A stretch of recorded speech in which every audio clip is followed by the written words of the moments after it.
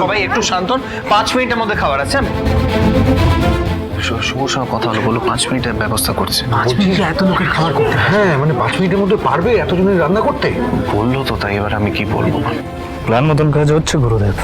প্রচুর লোকজন ঢুকিয়ে দিয়েছি ওদের নারায়ণ সেবার জায়গায়। খাবারও শেষ হয়ে গেছে। ওই শুভলক্ষ্মীরা এখন রান্নাঘরে ব্যস্ত, তাই এদিকেও লোকজন খেতে গিয়ে চেঁচামেচি শুরু করেছে বলে বাকিরা তাদেরকে সামলাতে ব্যস্ত হয়ে পড়েছে। এটাই সঠিক সময়, এই সুযোগেই আমরা আসল কাজটা ঠিক সেরে নেব।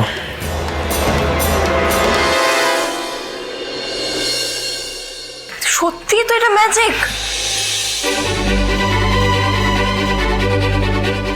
শুভ, 5 মিনিটের মধ্যে এত খাবার জোগাড় করলি কোথা থেকে তুই? কি হলো শুভলক্ষ্মী, চাল আর ডাল 2 জায়গায় রাখলে কেন? একসাথেই তো বসানো হবে। ঠাম্মি শিখিয়েছেন যে ভালো গৃহস্থ বাড়িতে সব সময় রান্নার সময় 1 মুঠো চাল বেশি নিতে। তাহলে বাড়িতে যদি হুট করে অতিথি এসেও পড়ে, কেউ যাতে খাবার না পায় এরকম অবস্থা যেন না হয়। আর কত 5 মিনিট দেখবো? 5 মিনিট করতে করতে তো অনেক 5 মিনিট চলে গেল।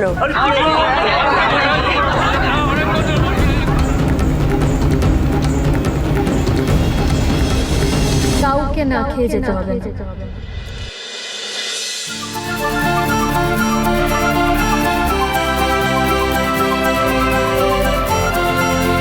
তোমাদের সকলের জন্য গরম গরম খিচুড়ি আর তরকারি চলে এসেছে। তোমরা সবাই বসো, আমি তোমাদেরকে পরিবেশন করে দিচ্ছি।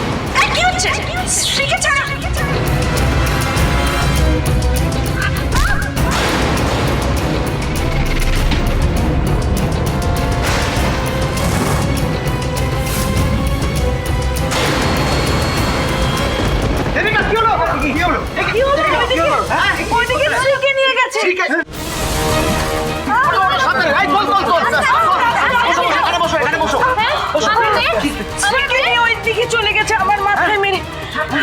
কি বলছো? আমার মেয়েকে কারা নিয়ে গেল?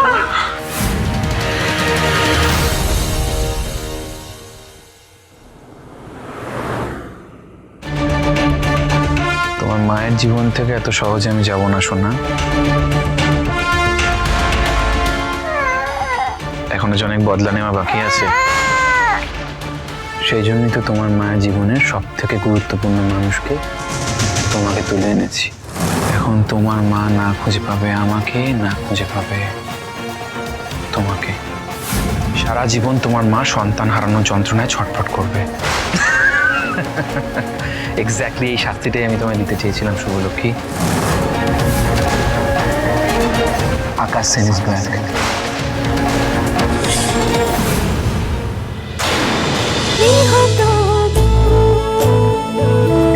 গৃহপ্রবেশ সোম থেকে রবি রাত 10টায় স্টার জলসায় ও জিও হটস্টারে।